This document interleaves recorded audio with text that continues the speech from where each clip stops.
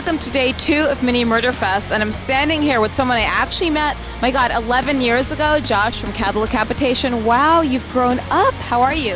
I'm fine. Maybe grown out a little bit, but should be about the same height.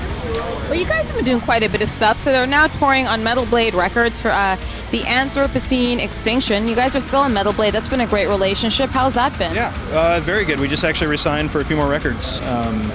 Starting I think within the one after this one, so right. Like 3 more or something. So we'll be there until, depending on how we release things, the rate of that. I'll be 50-something. That's frightening.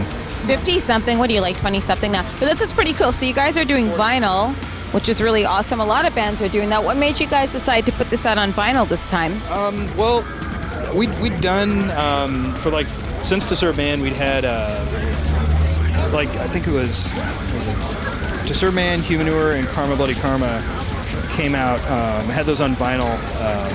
What was that name? Bob. I forget what his label is. But he put out 3 of those, and then Metal Blades put out Harvest Floor, our last one, Monolithic Many, and this one. So we'd always, been vinyl fans, so we'd like to have somewhat of that presence, out there. Because I know now more than ever, vinyl's made its little second comeback, I guess you could say.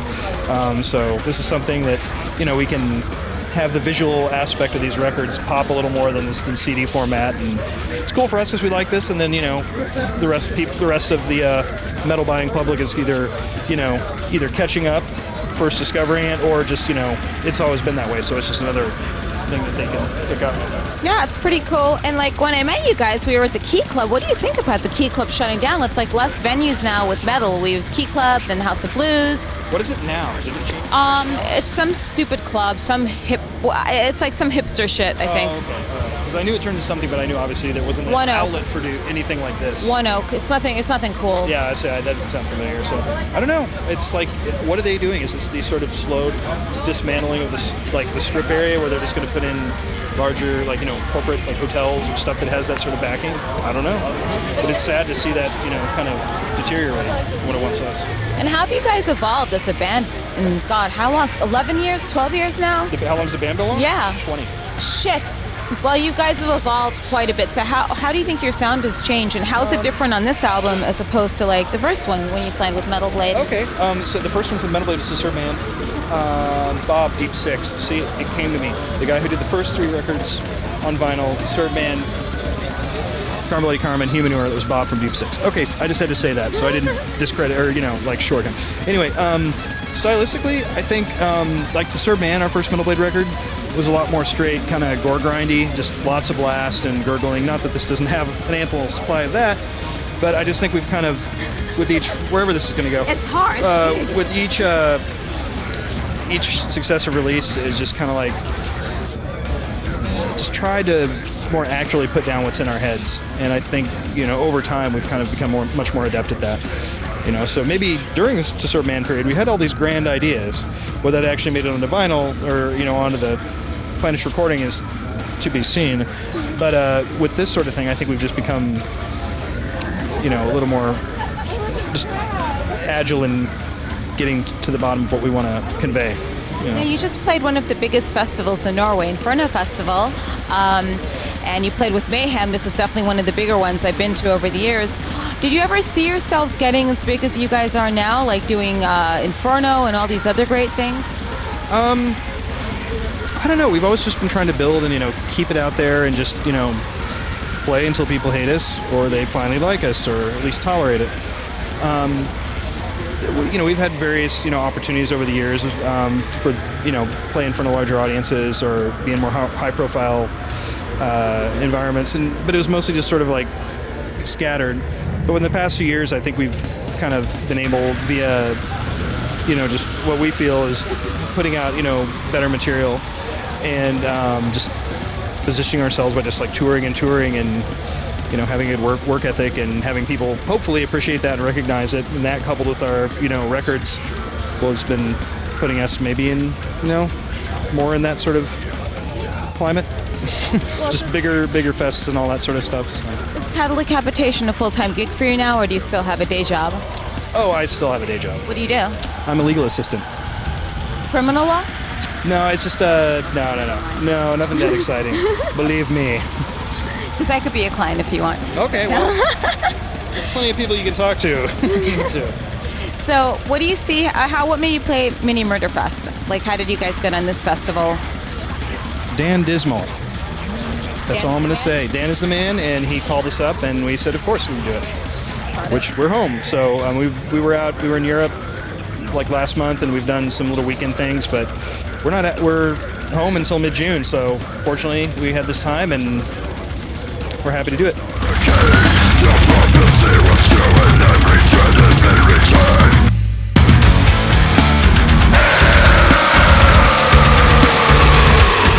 What's the key ingredient for cyanide now? What's the key ingredient for Cattle Decapitation's long standing relationship as a band? Well, it's funny you mentioned that because we did a little like kind of in-studio video for when that album was coming out, just as like a promotional thing. And when they asked the guy who's engineered and produced our past couple records, what's it like working with these guys, personalities? He said, well, you have 4 very different individuals that don't agree on anything, or agree on very little, at least musically and production-wise. And so it's this tugging, 4 different ways, and in the middle, there's this sort of happy medium where this is where all the good stuff happens in the middle. Maybe all this guy's ideas aren't great or blah, blah, blah, but the compromise or the agonizing that we go over to get just some sort of common ground, that's where the good stuff is. So I think that's it, really. I think, that's what sort of defined as the sort of very agonizing friction amongst all of us as far as being very pig-headed about our own ideas, and where those things kind of come together in the center is where the glory is. And you're on a good label. Like, Metal Blade they'll always be here to stay because Brian's such an amazing genius, and I love the publicity team there. Hi, Nikki. We love you, Nikki. We're going to keep Brian alive forever. We have to. We have to, immortalize him somehow. We're going to do Walt Disney on him, and, he'll be in some sort of hyperbolic chamber, just swimming around in this mystery fluid. And what goes into the writing process of the albums now? I know you do guitars, and do you write all the melodies? Or? Well, I think, it's kind of like with the other previous question, it's all 4 of us kind of like duking it out in our own way. I think it's good that all of us have very, aside from outside our own instruments, this is the best and worst part of that. Outside of our own instruments, we have good ideas for other people, which is always not necessarily the thing you want to hear. You're like, get out, it's my business or whatever. But sometimes those ideas are really good, So it's that friction and just pulling 4 different ways that kind of results in the best material, I think. It's a total pain in the ass to get to that point, but it seems to be working, What do you think has been the roughest patch you guys have gone through as a band? Depends on the tour or what time is it? No. I don't know. I think there was a period where and the other guys could completely disagree with me on this. Okay. I think after Harvest Floor came out, we were really happy with that record. But I think, me personally, it's I felt that we were busting our asses, writing better and better material and, just having a better presentation and everything. But I think people had formed kind of right or wrong, formed an opinion about us, and we were kind of in this box. Oh, they're this band, or this type of band, or I know them from this one record, and that's all I'm going to explore. So, we're putting all this time and effort into that record, and, and touring on it and everything, and then it was just sort of I just didn't feel that we were getting out of it as much as all of us were putting into it, which, that's every band, of course, it's nothing new. But I think with the past couple records, that's kind of turned around a bit, so. And everyone's touring so much these days. It's you're touring twice as much to make half the money than what you guys are used to. Now, fans want to buy your stuff. I know there's a Metal Blade website, but do you guys actually have an online website? Yeah, we do. All our lovely, pretty pictured merchandise and such. Indie Merch. Yes. Indie Merch store has all that stuff. They have the CDs too. All the media. You can get dates? We have 2 weeks in Europe coming up in mid-June. We're hitting festivals, Tuska, Roskilde, and Hellfest. And then we're doing some dates in UK and Germany. And then we come home for 2 weeks and then go right back over for about a month.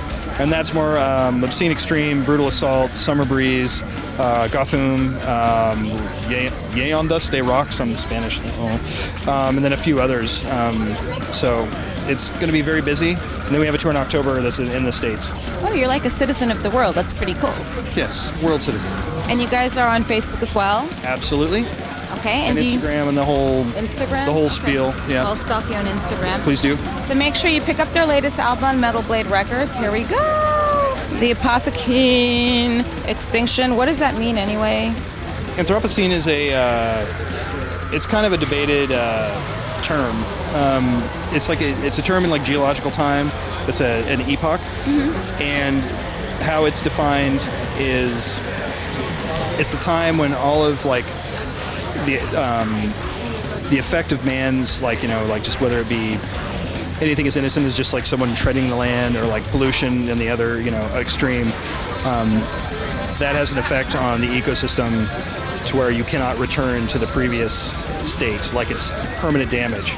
And so we've named the album that. It's like, well, as a result of this behavior, we are extinct. So it's pretty nerdy. It's very nerdy. But most metalheads are nerds, I noticed. Oh yeah, they have their thing, whatever they're into outside of metal. Could be, macrame,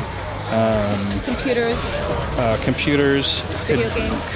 Video games, fly fishing, whatever your thing is. Bird watching. I do know 2 metal bird watchers. I'm serious. Tell me. Tell you? Yes, please. Who? You? No, I'm not a bird watcher. Who? Brian Slagle? Is he? I don't know. Mike Adam. Bailey? Who?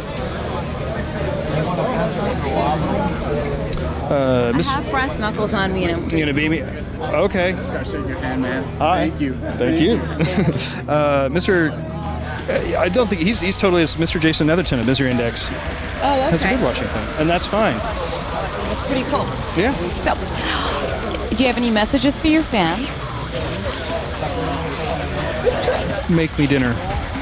Any messages for these younger bands that would like to be as big as Cattle Decapitation?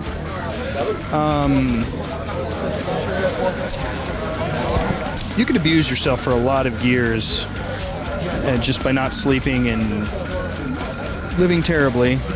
And then maybe someday you'll make a lower middle class level income. Okay, well, that's very... In addition to the other job you work.